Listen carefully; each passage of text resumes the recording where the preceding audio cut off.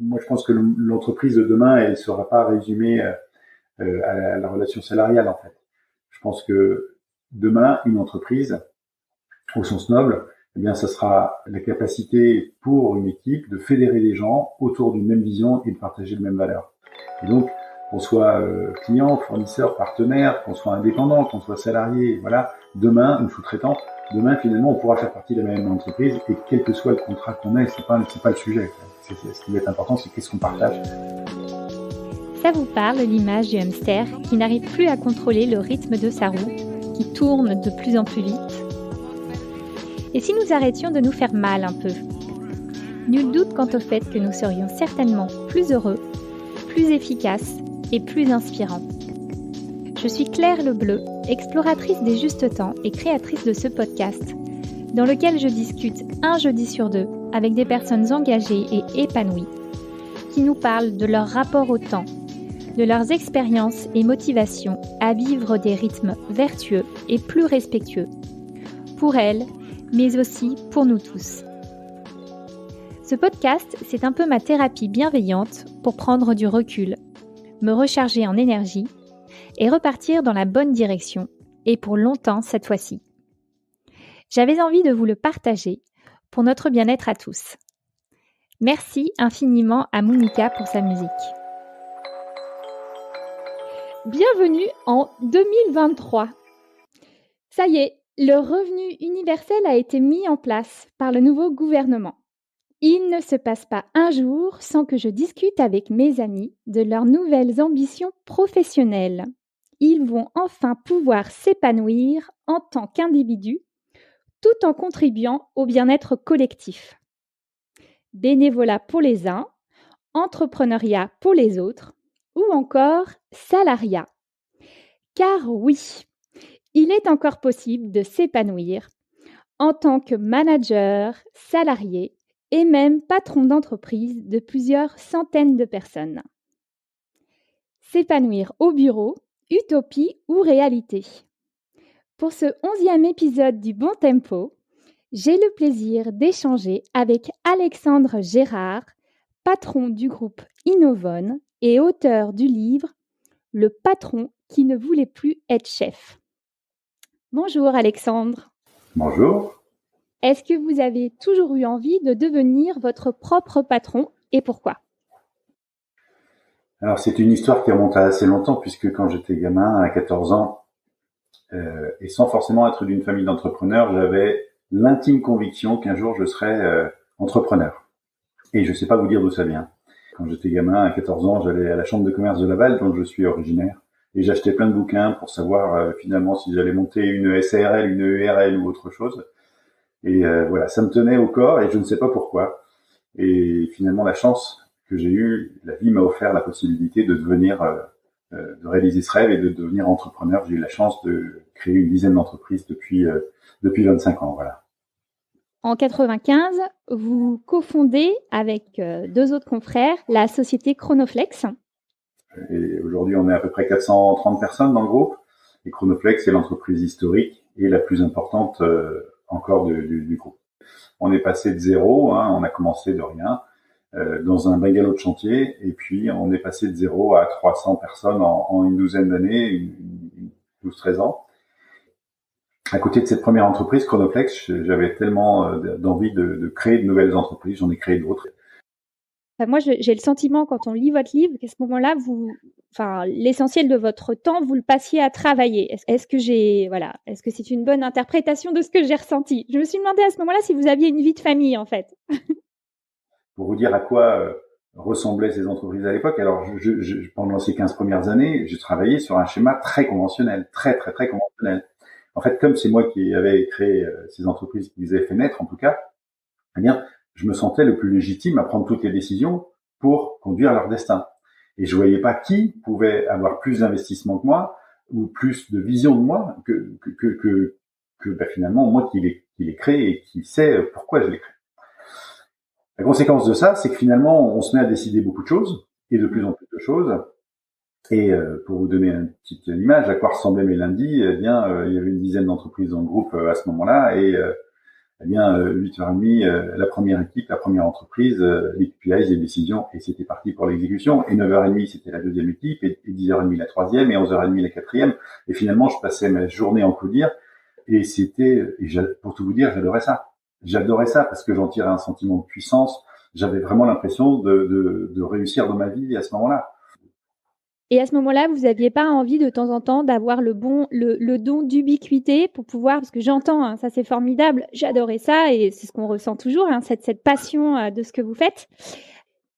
Je pense qu'on est beaucoup effectivement quand même à être animé par ce qu'on fait professionnellement, à adorer ça aussi, mais on adore aussi, par exemple, à côté notre vie de famille. Donc parfois, alors là c'est peut-être,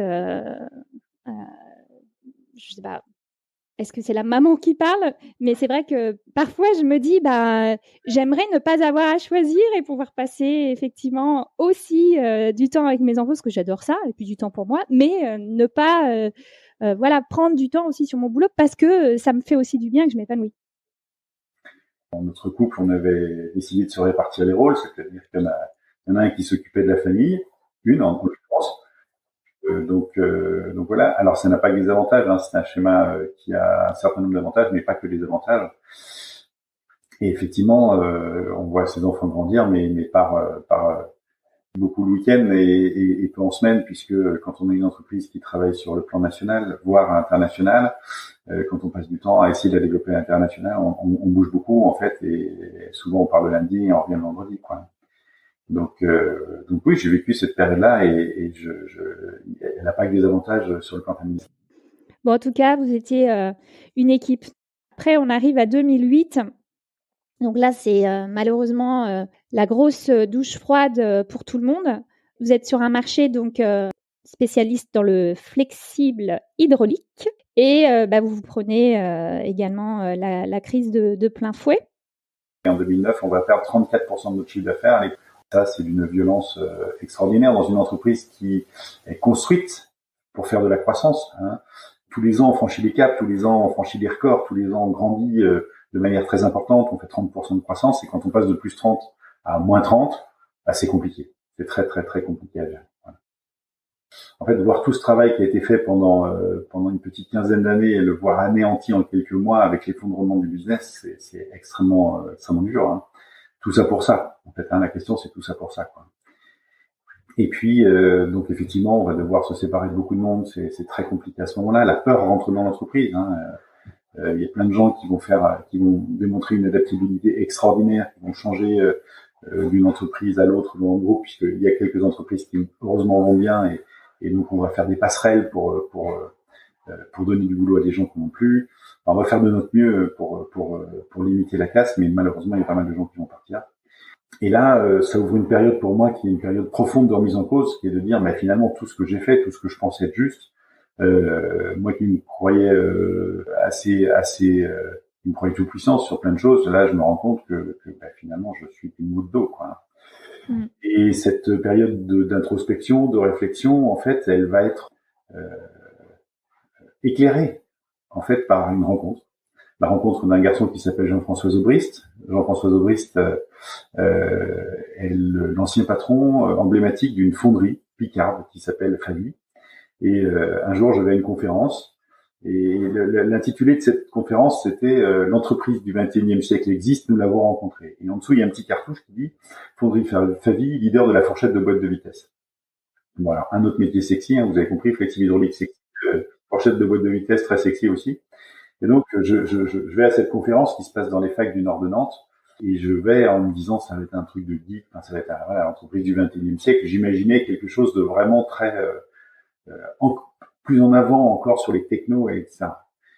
Et finalement, quand j'arrive dans cette salle de conférence qui était bondée à craquer, je vois au bout de quelques minutes, alors je me mets près de la porte pour pouvoir repartir vite parce que je comptais mes minutes, hein, dans mon agenda je comptais mes minutes, donc si c'était pas intéressant, je partais immédiatement. Et au bout de quelques temps, je vois un petit papy de 70 ans, le pot de cheveux, la barbe blanche, à l'arrivée avec un gilet. Je dis, qui c'est ce gars, quoi? Il s'est trompé de salle, quoi. Et finalement, je rencontre pour la première fois Jean-François. Et ça va être un cataclysme, en fait, hein. C'est-à-dire que les mots qu'il va enchaîner, le regard qu'il va proposer sur les entreprises, sur la société, sur les hommes, va être pour moi ouais, un éclair dans le noir, et ça va vraiment être voilà, ça m'explose en pleine figure. Et à ce moment-là, je sais, ça s'impose comme une forme d'évidence que c'est ça dont j'ai besoin pour réinventer l'entreprise. Qu'est-ce qui a provoqué ce cataclysme? Quels ont été ces mots? Il faut l'écouter, hein, mais il parle que l'homme est bon, que finalement le rôle du patron, c'est pas de décider, mais c'est de créer les conditions pour que l'équipe décide. En soi, est très percutant quand même. Et puis à la fin, pour l'anecdote, en fait, je me précipite pour essayer d'en savoir plus. Il y a déjà une quinzaine de personnes qui lui ont sauté dessus. J'attends, je suis le dernier à passer. Et finalement, en une phrase, je lui résume, je lui dis, Monsieur Zobrist, voilà, on est parti de 0, on est arrivé à 300, on a explosé en vol. Et finalement, là, vous m'ouvrez les yeux et je comprends qu'il va falloir que je change. Et s'il vous plaît, dites-moi comment on peut aller plus loin. Et là, le petit papy me regarde. Et puis, là, regarder des yeux me dit, mais démerde-toi. Et c'est d'une violence pour moi, mais j'en prends plein la gueule, quoi. C'est vraiment hyper dur. Et ça me fout en colère noire. Mais j'étais fou de rage qu'il m'envoie comme ça balader. Et finalement, donc, je quitte la salle, je vais quand même acheter les bouquins qu'il vendait à la sortie, et je pars fou de rage en me disant, ce con, pourquoi il a fait ça, c'est pas possible, quoi. Je vais me démerder, et je vais me démerder tout seul. Alors, vous imaginez bien que, quand il a fait ça avec moi, Jean-François, il a appuyé sur un moteur très puissant chez moi, qui est la colère, et finalement, il m'a beaucoup aidé. En m'envoyant balader, il m'a beaucoup aidé. Et c'est quelqu'un que j'adore et que je vois, bien sûr, que j'ai la chance de côtoyer régulièrement. C'est un personnage extraordinaire. Et donc finalement, je lis ces bouquins, j'essaye de comprendre, mais je comprends rien, parce que en fait, c'est comme si je découvrais une autre langue ou une autre terre ou une autre civilisation. C'est un autre système sociétal. Ce sont d'autres paradigmes. Et donc finalement, c'est très difficile pour moi, qui suis ancré dans les paradigmes conventionnels, de comprendre ce qui se dit dans cet autre monde. Mais pour autant, je m'accroche. Je vais partager ça assez vite avec mon équipe rapprochée. Et puis finalement, on va commencer à bosser sur nous avec des coachs. On va commencer à expérimenter des choses dans la boîte. On va faire toutes les bêtises possibles et imaginables. Hein. C'est-à-dire qu'on va se planter à peu près sur tout ce qu'il fallait pas faire. On l'a fait. Mais on apprend. Et on va réussir à travailler pendant à peu près 18 mois en sous-marin. C'est-à-dire que on sait que c'est annoncer cette transformation-là, où on a une intuition qu'annoncer cette transformation-là va être très compliqué. Et il vaut mieux qu'on essaye de se faire la main avant, entre guillemets, c'est-à-dire qu'on essaye d'incarner, qu'on essaye d'être aligné en fait avec ce qu'on va dire. Et pour ça, il vaut mieux qu'on dise rien et qu'on essaye de faire évoluer notre posture, d'accepter de remettre en cause notre rapport au pouvoir, de travailler notre laisser-faire et notre lâcher-prise. Et tout ça, ça va prendre du temps. Ce travail, justement, que vous avez mené avec les coachs, vous le dites, on le ressent, et j'imagine comme ça doit être compliqué de se défaire de ses anciennes habitudes et de vraiment apprendre à lâcher prise. D'autant plus difficilement que finalement, les croyances, avant de devenir limitantes, elles sont aidantes. Et en fait, la vie, très souvent, vous sert la soupe. C'est-à-dire qu'elle est là pour vous confirmer que toutes vos croyances sont les bonnes et que vous avez raison de croire tout ce schéma qui se sont ancrés en vous. Je peux vous donner un exemple. Hein. Moi, je suis parfaitement insupportable vis-à-vis de mes équipes puisque j'ai besoin de tout parfait et vite. Voilà. Et donc finalement, au début, on pense que cette croyance ou ces croyances sont extrêmement aidantes et qu'elles permettent d'arriver à faire ce qu'on fait. Et la réalité, c'est que c'est probablement un peu le cas. Mais on commence aussi à comprendre, quand on travaille sur soi, que ces croyances aussi ont des côtés limitants, qu'elles vont pas faire du bien à tout le monde, qu'elles vont pas faire du bien à nous-mêmes, parfois. Et on va explorer plein de choses. Alors c'est ce qu'on appelle aujourd'hui l'ensemble des processus inconscients. Hein. Nous avons tous l'impression d'avoir un parfait libre arbitre. La réalité, dans ma lecture, c'est pas du tout le cas. C'est que pétri par nos croyances, pétri par l'influence de nos valeurs profondes, rattrapé par nos parts d'ombre en permanence, englué dans des boucles systémiques, étrillé par nos égos, etc., etc. En fait, on est prisonnier de plein de schémas de fonctionnement et surtout de mécanismes de défense. Voilà. Et ce qui est très intéressant, en fait, c'est d'aller à la rencontre de soi-même, d'aller se découvrir soi-même. Et ça, c'est quelque chose qui est un schéma que n'importe qui, qu'on peut pas comprendre. Quand on n'a pas travaillé sur soi, on peut pas comprendre ça. En même temps, travailler sur soi, ça veut pas dire nier qui on est. Ça veut dire peut-être juste accepter un peu mieux qui on est, comprendre qu'on n'est pas un être lisse, comprendre qu'on est sous influence de ses propres blessures, par exemple, et qu'elles vont guider une grande partie de nos vies. Comprendre comment se déclenchent nos mécanismes de défense. On découvre un autre monde sur soi. Et quand on le fait sur soi, finalement, quand nos collègues le font en même temps, on va se rendre compte que tous les petits jeux qui se font entre nous, tous les petits jeux d'interaction, qui peuvent souvent être des jeux de pouvoir dans les comités de direction, des choses comme ça, vont s'apaiser. Et puis, on va passer à une relation vraie, c'est-à-dire que on va travailler la qualité de relation. On arrive au 7 janvier 2012, et là, c'est une date très importante pour votre entreprise. Avec l'équipe avec qui on pilote la boîte, nous avons une trouille énorme. Nous avons une trouille énorme parce que nous avons décidé d'officialiser cette démarche et, grosso modo, de lâcher les mains derrière, de faire confiance au collectif. Et même si ça fait 1 an et demi qu'on se prépare à ça, je suis pétri de trouille au fait de faire ça. Nous savons qu'il faut le faire. Nous comprenons bien qu'il y a de l'importance de le faire et en même temps, on a une trouille bleue. Et d'ailleurs, on a bien fait d'avoir peur parce que ça s'est pas passé comme ce qu'on aurait voulu. Ça a été pour beaucoup de choses une catastrophe. En fait, parce qu'on a encore fait plein de boulettes à ce moment-là. Pour autant, ça a été quand même, il y a eu des choses, ça a été vraiment un tournant extraordinaire dans la boîte. C'est-à-dire que vraiment, à partir de ce moment-là, les équipes du terrain ont compris que on avait vraiment retourné la boîte et que toutes les équipes support qui étaient détentrices du pouvoir, finalement, se mettaient à leur service, redevenaient vraiment des services support en disant de quoi tu as besoin d'aide. Alors ça a été vraiment un tournant fondamental de faire un focus finalement, de dire mais vous n'êtes plus des gens qui exécutaient, mais vous êtes des gens qui lidaient et nous on va se mettre à votre service.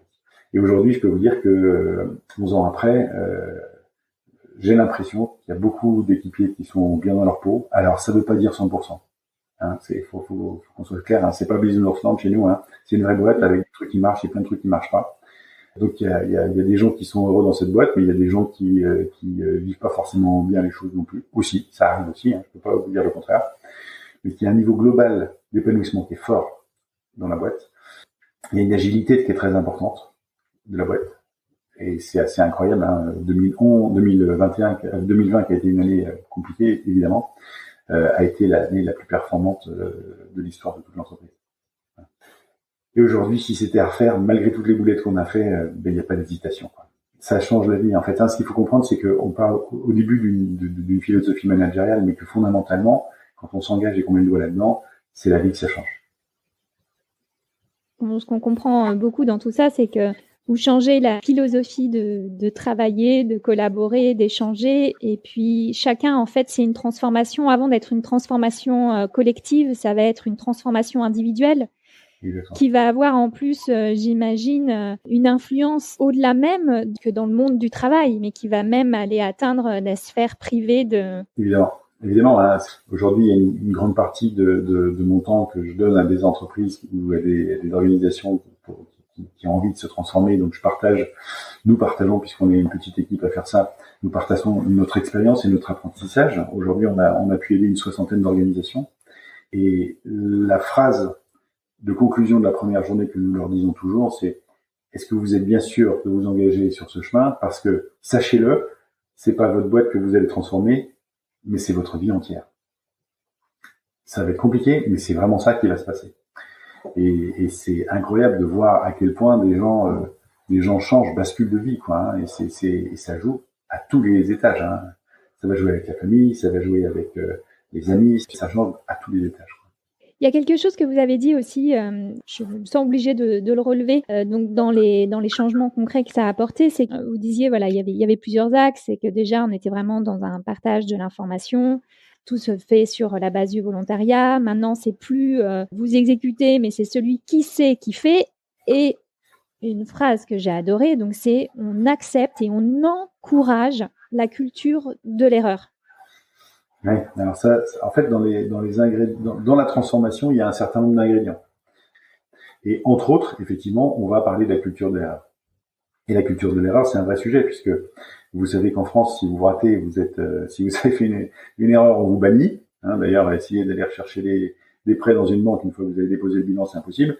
Et on voit que c'est vraiment qu'une question de culture, parce que si vous allez aux États-Unis, c'est exactement l'inverse. aux États-Unis, si vous n'avez pas déposé le bilan, de toute façon, vous ne ferez pas d'argent parce qu'on pense que vous n'avez rien appris. Vous voyez, c'est vraiment que un point de vue culturel. L'erreur est à la base du processus d'apprentissage chez les humains. Et d'ailleurs, si nous sommes là aujourd'hui, c'est le fruit de millions et de millions d'années d'erreurs. Voilà, parce que à chaque fois qu'on s'est planté, on a appris, on a fait quelque chose d'autre. Et donc, il faut déjà avoir ça en tête, c'est-à-dire que chouette une erreur, alors que dans le code sociétal actuel, l'erreur n'est pas acceptée. Si on le regarde différemment en considérant qu'elle est à la base du processus d'apprentissage, ce qui est le processus naturel de l'humain, finalement, ça change beaucoup de choses. Et donc, on va encourager les gens à se planter. Et à partir du moment où les erreurs ne remettent pas en cause l'équilibre du système, c'est-à-dire ne remettent pas en cause la pérennité de la boîte, pour faire simple, on va dire, allez-y, foncez, quoi. Plus vous allez faire d'erreurs, plus vous allez apprendre. Et les erreurs de l'un ne sont pas toujours un apprentissage pour l'autre. Donc finalement, il y a vraiment un travail personnel. Si vous voulez développer la culture de l'erreur, il y a un truc qui est très simple.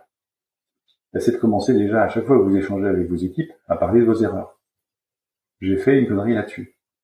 Mais d'ajouter aussi, voilà ce que j'en ai appris.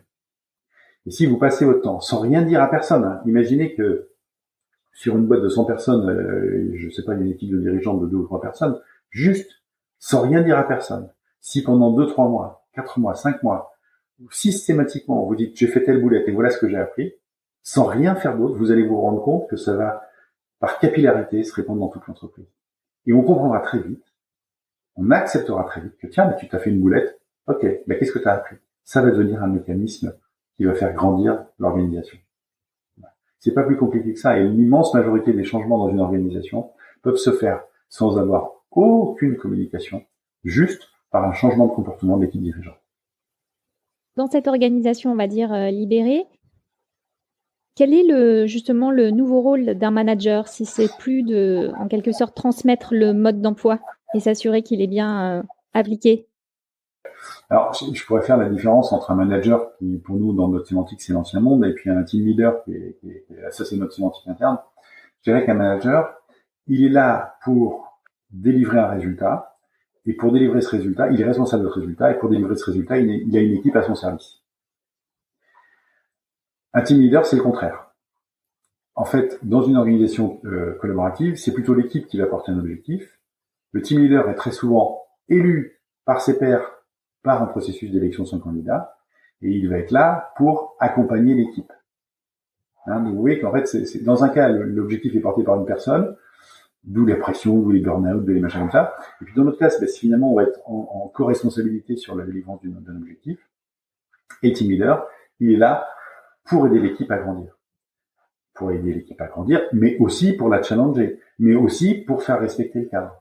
Donc c'est pas du tout bisounours, je l'ai dit tout à l'heure, ces organisations-là. Et il est très important que le team leader, il ait une véritable assertivité.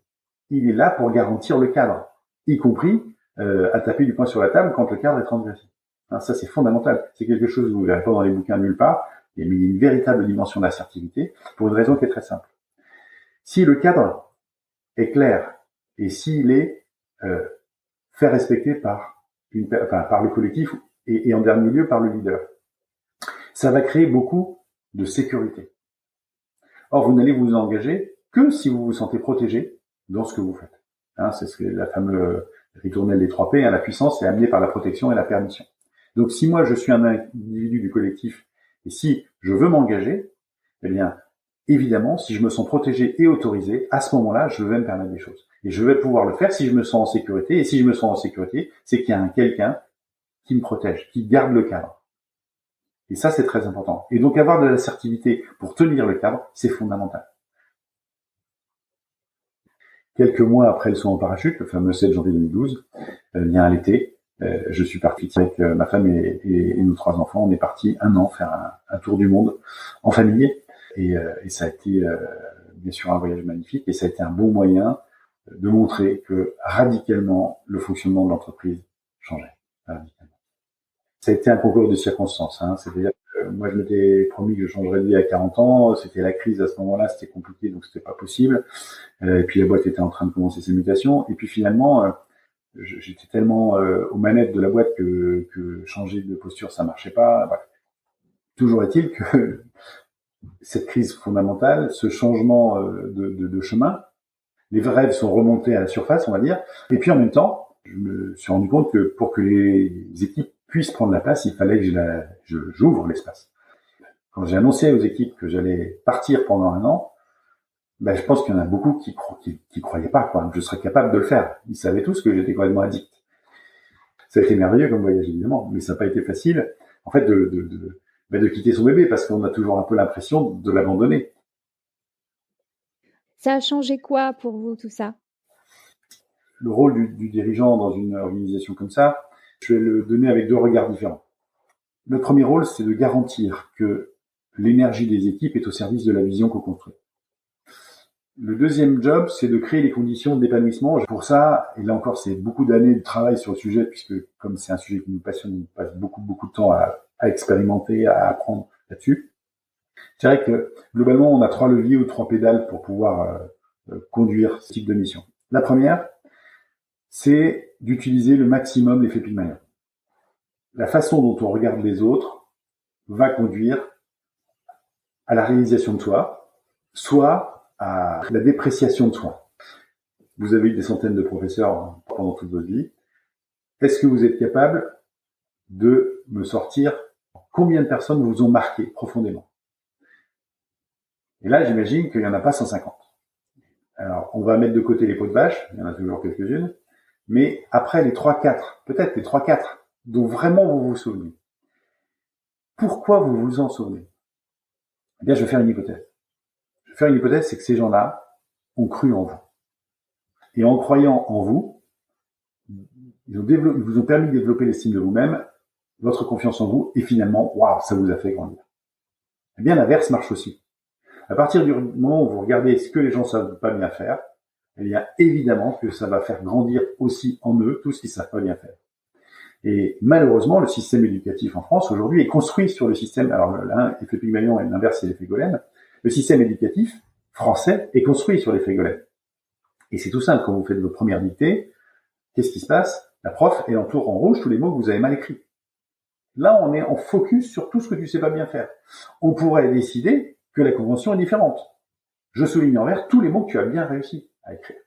Ah oui, c'est juste une question de convention. Mais pour autant, ça va avoir des conséquences cataclysmiques sur nos vies. Et donc, le premier sujet, répandre l'effet Pygmalion dans la boîte, c'est finalement essayer de regarder, de focuser sur le positif de chacun, et ainsi de le faire grandir. Le deuxième levier, c'est de nourrir les besoins intrinsèques de chacune des personnes dans la boîte. Isaac Getz, qui est le co-auteur d'un bouquin qui s'appelle Liberté et compagnie, qui est un des théoriciens des organisations, des entreprises libérées, qui nous dit, chacun d'entre nous, on a besoin de 3 choses pour nous épanouir. Le premier, c'est de vivre le sentiment d'égalité intrinsèque. Là, je vous parle d'avoir un regard identique auprès de chacun des membres de l'équipe. Que le gars soit cariste, chauffeur, balayeur, astrophysicien, ingénieur commercial ou je sais pas quoi, peu importe. Ce sont des gens, ce sont des humains, et finalement je vais m'intéresser à ce qu'ils sont, à ce qu'ils pensent, à ce qu'ils font, à ce qu'ils ressentent, de manière identique. Voilà. C'est-à-dire qu'on va gommer les symboles de pouvoir. Toutes ces choses-là, ça veut dire que chacun aura voix au chapitre, etc. Ce qui fait que toutes ces choses-là vont permettre à chacun de gagner l'estime de soi. Ça, c'est très important. Donc finalement, par exemple, les cartes de visite n'ont pas cours chez nous. C'est pas parce qu'il y en a un qui est directeur machin, et ça, ce sont des cartes qui valent pour le monde extérieur, que ces cartes sont opposables en interne. C'est tout. Dans une équipe, celui qui pourrait avoir le dernier mot, c'est Tim Miller, mais c'est tout. Je dirais, et il a été choisi par son équipe. Donc, répandre de son mieux le sentiment d'égalité intrinsèque. Le deuxième point, c'est de permettre à chacun de réaliser son potentiel. Réaliser son potentiel, ça veut dire quoi? Je vais le traduire avec une notion qu'on a empruntée chez nos amis de W. Gore, qui est une notion qui s'appelle le sweet spot. Le sweet spot, c'est une notion qui est assez proche de l'ikigai pour ceux qui ont travaillé sur eux. C'est finalement le meilleur du boulot. Qu'est-ce que c'est le meilleur boulot? Le meilleur boulot, c'est le point de convergence entre 3 choses. Ce que j'aime faire, ce que je sais faire, et ce dont l'organisation a besoin. Ce que j'aime faire, ce que je sais faire, et ce dont l'organisation a besoin. Et si finalement, je me rapproche le plus possible de ce point d'équilibre, plus jamais je vais bosser quand je vais aller au boulot. Plus jamais. Je vais faire des choses qui m'éclatent, qui me font grandir, qui m'épanouissent. Et puis la troisième chose, eh bien, c'est l'autodirection. L'autodirection, ça pourrait se traduire en disant, mais finalement, comme je connais l'objectif de la boîte, eh bien, finalement, j'ai une large autonomie de fonctionnement au quotidien pour prendre les décisions qui me paraissent les plus utiles pour servir le projet, sans avoir besoin de tirer la sonnette du chef tous les matins. Voilà, c'est ça qui est. Donc ça, c'est le deuxième levier, nourrir les besoins intrinsèques, et ça se souligne sur ces trois items. Le premier point, c'est jouer de l'effet Pygmalion. Le deuxième, nourrir les besoins intrinsèques. Et le troisième, je dirais incarner le mieux possible. Et surtout, ne pas communiquer. Parce que plus on va communiquer, et c'est contre-intuitif, mais moins ça va marcher. Hein. Donc on va surtout essayer d'incarner et accepter en même temps qu'on n'est jamais parfait. Et accepter qu'on n'est pas lisse. Et accepter qu'on porte toutes nos imperfections, toutes nos parts d'ombre, etc., qui nous suivent en permanence. Voilà. Donc ça, je pense que ce sont les trois leviers qui vont permettre à l'équipe dirigeante d'initier ce type de transformation. Dans la réalité, ce qu'on voit, c'est qu'aujourd'hui, il y a beaucoup de gens qui sont intéressés pour changer leur regard sur l'entreprise et initier ce type de transformation. Partout. J'en vois absolument partout. Tous les jours, j'ai des gens au téléphone qui me disent j'ai envie. Malheureusement, ce que j'observe aussi, c'est qu'il y a à peu près 90% des organisations, des dirigeants en fait, qui veulent transformer leur organisation aujourd'hui, qui échouent dans cette transformation. La première raison, c'est que le dirigeant va très souvent annoncer la transformation en disant, il est excité parce qu'il est excité comme une puce parce qu'il dit, ça y est, j'ai trouvé le Graal là, on va transformer la boîte, on va faire un truc collaboratif. Il réunit tout le monde et il leur annonce ça. Et là, c'est une première catastrophe. Parce que les gens, très souvent, et c'est contre-intuitif là encore, vont se mettre en résistance. Richard Terling, l'ancien patron d'Harley Davidson, qui a été une organisation qui fonctionnait sous format collaboratif pendant quelques années, avait une très jolie phrase. Il disait, ce n'est pas que les gens n'aiment pas changer, c'est qu'ils n'aiment pas qu'on les change. Et quand on comprend ça, on comprend que plus on annonce la transformation, plus on fait une promesse, plus on dit aux gens, il va falloir changer. Et ça crée de la résistance immédiatement. Donc, annoncer la transformation est le meilleur moyen de ne pas réussir. Le deuxième point que font souvent les dirigeants, c'est qu'ils vont embaucher, alors souvent dans les grosses boîtes, on fait ça partout, ils vont embaucher des gens pour faire du change. On va mettre en place des équipes du change. Alors ça, on va embaucher du change. Et ça ne fonctionne absolument pas. Pour une raison qui est simple. Plus vous embauchez de gars pour faire du change, et plus l'équipe dirigeante pense qu'elle peut s'exonérer de leur transformation personnelle puisque le boulot a été confié à quelqu'un d'autre. Mais ça ne marche pas comme ça. Ça ne marche pas comme ça. Donc, en résumé, dans une boîte, plus vous avez de mecs qui font du change, et moins la boîte bouge. C'est con, mais c'est comme ça. Et puis, le troisième point, c'est que souvent, le dirigeant va aller voir quelques équipes et leur dire, mais maintenant, on change. Vous y allez, vous décidez sur ce sujet-là. Et là, qu'est-ce qui se passe? En général, rien. Pourquoi? C'est très simple. Imaginez que pendant 10 ans, 5 ans, 10 ans, 15 ans, 20 ans, vous êtes dans une cellule et qu'on décide tout pour vous. La caricature est à peine forcée. On décide tout pour vous. Ce que vous faites, quand vous faites, on vous contrôle. Et puis à un moment, on ouvre la porte, on dit, c'est fini, maintenant c'est vous qui décidez. Ça fait 10 ans que vous faites ça. Vous sortez de votre cellule ou pas? Allez, vas-y, sors si tu veux. Vous allez flairer le piège à plein nez. Donc finalement, si on vous dit on change, vous n'allez pas vous mettre en risque, puisque la prise de risque, l'initiative n'est pas acceptée dans l'organisation. Donc quand le dirigeant dit, allez-y maintenant, c'est vous qui prenez, qu'est-ce qui se passe? Dans l'immense majorité des cas, rien. Et souvent, on voit les dirigeants dans les pince-fesses parler de ce sujet-là, et ils disent, moi j'ai essayé l'entreprise libérée, j'ai essayé, je leur ai donné le pouvoir, mais ça n'a pas marché. Ils n'en voulaient pas, ils préféraient que ce soit toujours moi qui décide. Au bout d'un moment, j'étais obligé de le faire, parce que sinon, l'entreprise aurait eu des problèmes. Donc l'entreprise libérée, ça marche pas, parce qu'ils veulent pas prendre le pouvoir. Donc ça, vous en trouvez des dizaines, tous les jours, à avoir ces raisonnements. Donc, et imaginons que finalement, quand même, il y ait deux, trois personnes qui prennent l'initiative. Qu'est-ce qui va se passer? Les gars se mettent à bosser, et là, imaginez que la solution qui sort sur la problématique, c'est vert. Et vous, ça fait 15 ans que vous faites le boulot, vous savez que la solution, c'est rouge. Vous faites quoi, là? Vous leur dites, non, les gars, c'est des conneries, là, c'est pas vert, je le sais, ça fait 15 ans que je le fais. La solution, c'est rouge, donc on va faire rouge. Si vous dites ça, terminé, vous la verrez plus jamais. Plus jamais. Jamais. vous avez créé de l'injonction paradoxale. Vous vous dites, allez-y, c'est parti, et puis finalement, vous vous dites, non, c'est moi qui décide. Donc ça s'applique l'équipe. Mais admettons que vous les laissiez faire. Donc, ils disent c'est vert, vous pensez que c'est rouge, et vous les laissez faire. L'étape d'après, c'est d'apprendre à dormir les yeux ouverts. Est-ce que je suis capable de bien vivre le fait qu'ils vont faire quelque chose que je pense être une connerie, et que je vais bien le vivre? C'est pas facile, ça s'appelle le lâcher prise. Et ça, il faut travailler ça beaucoup avec son coach, parce que ça, c'est un gros sujet à travailler. Donc on voit en fait que si on demande à ce que l'équipe prenne la main, prenne des décisions, déjà elle va pas faire grand chose, parce qu'elle a peur, parce que c'est pas récompensé, parce que c'est pas accepté. Mais que si elle fait quelque chose, est-ce que je vais être capable de les laisser faire? Et si je les laisse faire, est-ce que je vais être capable de bien le vivre? Donc on voit que c'est quand même pas un chemin très facile. Voilà une troisième raison pour laquelle 90% des organisations qui s'engagent dans ces transformations échouent dans la lecture. Alors pour autant, il y a une bonne nouvelle. La première bonne nouvelle, c'est que toutes les organisations peuvent se transformer à partir du moment où le dirigeant ou l'équipe dirigeante souhaite cette transformation.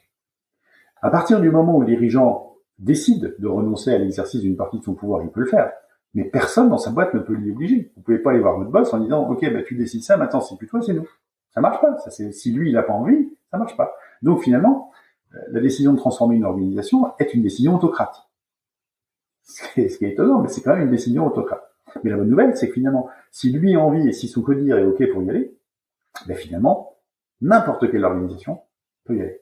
Donc ça, c'est quand même une très bonne nouvelle. Et puis, il y a quand même des chemins plus faciles. On dit qu'il n'y a pas de recette, etc. Moi, j'en crois pas un mot.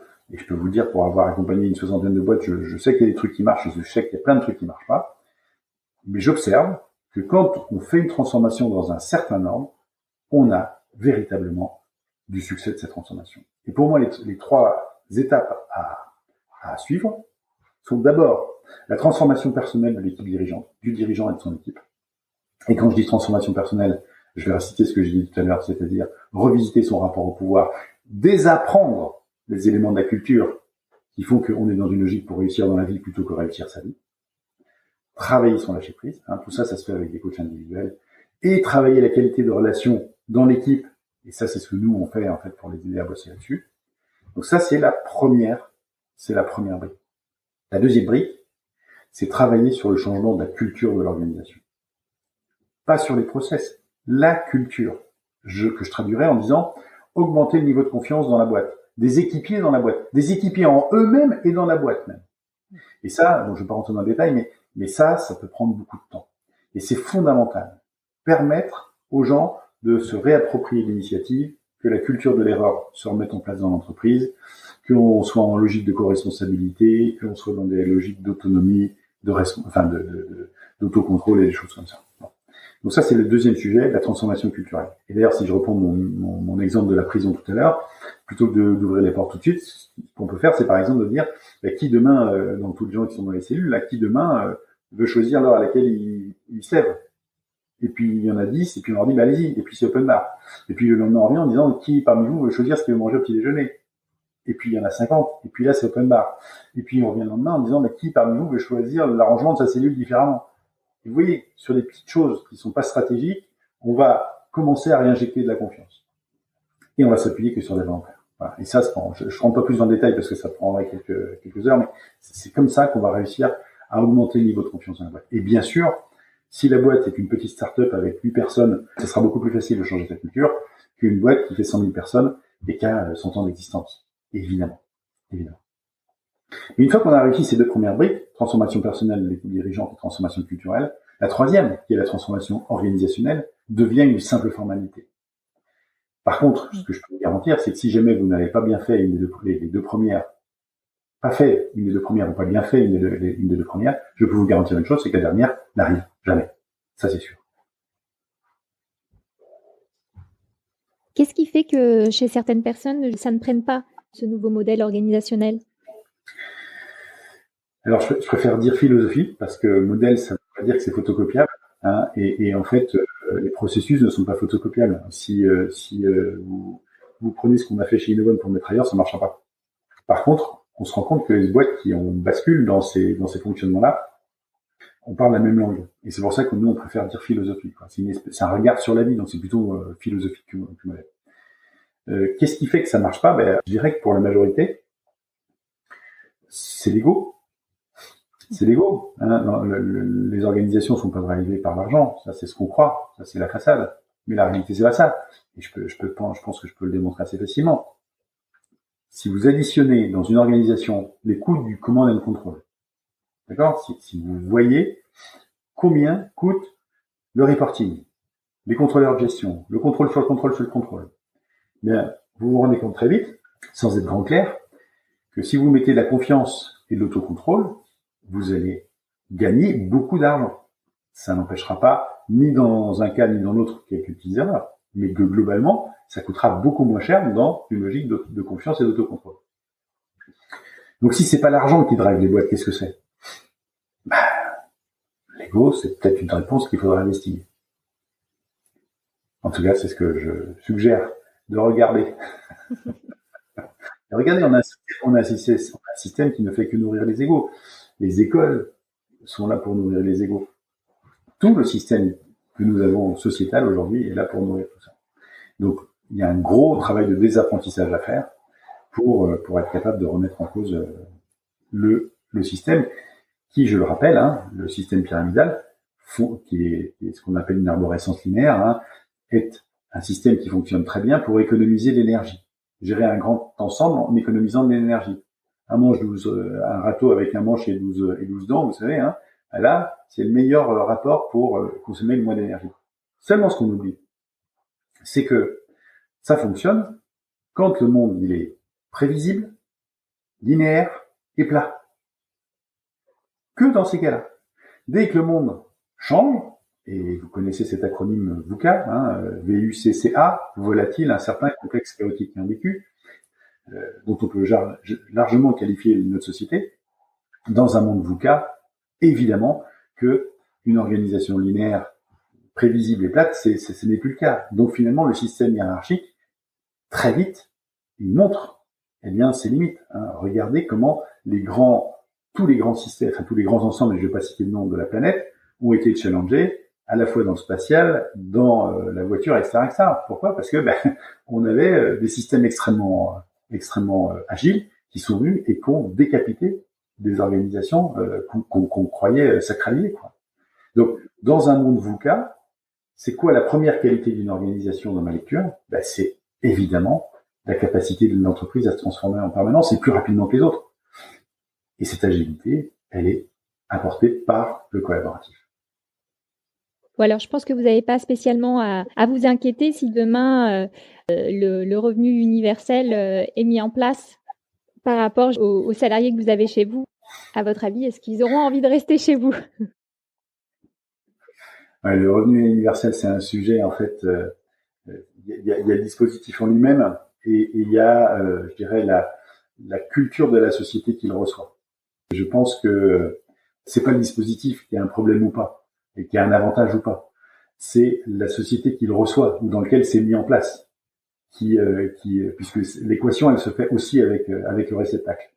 Et donc c'est l'ensemble qu'il faut regarder pour avoir une bonne équation. Si demain réellement ça se met en place, on en reparle quand même de plus en plus. Enfin, ça va quand même changer pas mal de choses, notamment pour les entreprises, certaines qui vont peut-être commencer à s'inquiéter de se dire est-ce que finalement je vais garder tous mes collaborateurs si demain ils ont un petit peu plus de sécurité financière et que là ils vont plus considérer leur job comme un job juste alimentaire. Ils vont vraiment faire des choix complètement assumés. Si je suis dans cette organisation, c'est parce que je m'épanouis, que je me sens utile. Il y a plusieurs équipiers chez nous qui le disent. Quand ils s'adressent à des dirigeants, ils leur disent, vous savez, si vous libérez pas votre boîte, à un moment ou à un autre, des gens comme nous, on ne viendra plus bosser chez vous. Et effectivement, ça interpelle nos visiteurs quand ils disent des choses comme ça. Voilà. Il y a un vrai sujet autour. Et en fait, moi, je pense que l'entreprise de demain, elle ne sera pas résumée à la relation salariale, en fait. Je pense que demain, une entreprise, au sens noble, ça sera la capacité pour une équipe de fédérer les gens autour d'une même vision et de partager les mêmes valeurs. Et donc, qu'on soit client, fournisseur, partenaire, qu'on soit indépendant, qu'on soit salarié, voilà, demain, ou sous-traitant, demain, finalement, on pourra faire partie de la même entreprise et quel que soit le contrat qu'on ait, c'est pas le sujet. Ce qui va être important, c'est qu'est-ce qu'on partage. Et la vision et les valeurs, c'est fondamental. Je vous dis vraiment un grand merci. Vous êtes un petit peu, si vous voulez, mon Jean-François Zobrist à moi. Et j'invite tout le monde à lire votre livre s'ils l'ont pas encore lu, Le patron qui ne voulait plus être chef. Allez voir aussi sur votre site Innovon, je mettrai les liens. Ça fait du bien de vous entendre parler comme ça et moi, ça a bousculé pas mal de choses. Donc, merci pour votre confiance en l'humain. Merci beaucoup. Et si parmi vos auditeurs, il y a des dirigeants qui veulent challenger ces idées au-delà du livre, donc c'est possible. Si vous n'avez pas beaucoup de temps, il y a aussi une possibilité de regarder les TEDx. Et peut-être même, si vous avez envie, venez nous voir. Si vous êtes dirigeant, si vous voulez changer votre boîte, vous me trouvez sur LinkedIn ou sur Twitter ou sur Facebook, vous me contactez et je vous accueillerai dans l'entreprise et pour partager sans vous encourager à le faire, cette transformation, mais juste à vous interroger sur ce que vous faites. Et ça sera un grand plaisir. Merci pour votre accueil. Et maintenant, venez, on en discute sur mon compte Instagram, lebontempo.podcast ou sur ma page Facebook, Le Bon Tempo, et si le temps devenait notre allié. Qu'avez-vous pensé de cet épisode ? Qu'allez-vous commencer à mettre en place ? Si vous avez aimé cet épisode, la meilleure façon de me soutenir est d'en parler autour de vous et de me mettre un commentaire suivi de 5 étoiles sur Apple Podcast.